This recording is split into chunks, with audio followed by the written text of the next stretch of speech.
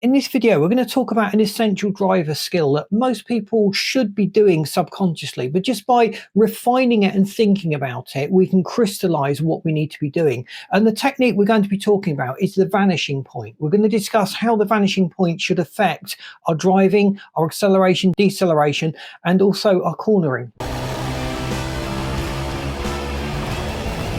Keeping your eye in the distance is one of the most important driver skills that we can master because it gives us a lot of information about upcoming hazards, the road ahead, and to a certain extent, what we're going to be doing next.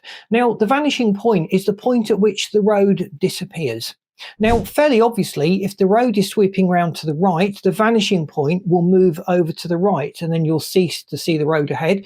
And conversely, if you're going round a left-hand bend, the vanishing point will move to the left. We're not going to win any awards by saying that because that is fairly obvious. But think also about the vertical motion of the vanishing point.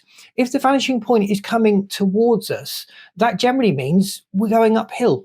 And we should be slowing up. Our speed should be decreasing. Our stopping distance should match the distance that we can see ahead. And if that's reducing, we need to reduce our speed to make sure that we have a workable stopping distance ahead of us. And conversely, if the vanishing point is moving away from us, it means we can accelerate. Now, as a driver, the vanishing point does not just move left, right, up or down.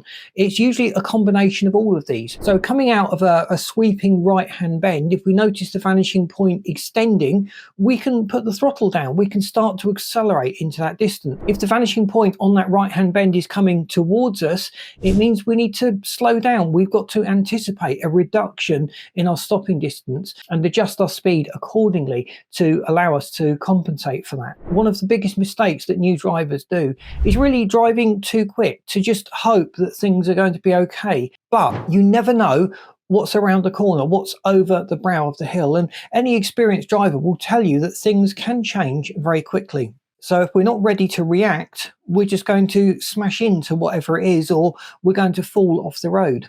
The vanishing point is often obscured by cars in front of us, and by dropping back we can open up our view of the road ahead, and it'll also give us a bit more reaction time should the car in front of us do something silly like a brake check. And we shouldn't discount things falling off the car. The amount of times I've been behind a car carrying bikes, for example, and one of the bikes has bounced off, and if you're driving too close you can't react in time. That will just hit your car and probably cause a lot of expensive damage. So keep the vanishing point in mind. Think about what the vanishing point is telling us about our position on the road, our speed, and what we're going to need to be doing in the next few seconds on the road ahead. And that helps us to anticipate this and be ready for it, and makes us a smoother, safer, more effective driver.